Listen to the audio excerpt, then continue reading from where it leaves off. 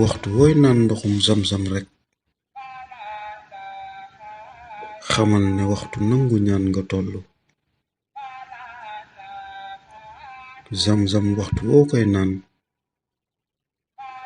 loo bëgg rekk booya boo yéene ko ca. yàlla may la ko ci coobareem ak ci mbaaxam. yàlla may la ko ci coobareem ak ci mbaaxam.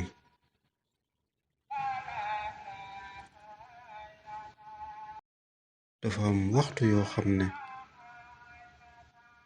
ku ci ñaan sunu boroom nangul la sa ñaan.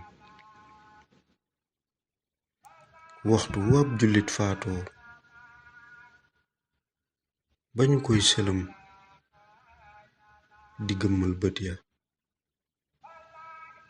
waxtu woowu waxtu nangu ñaan la.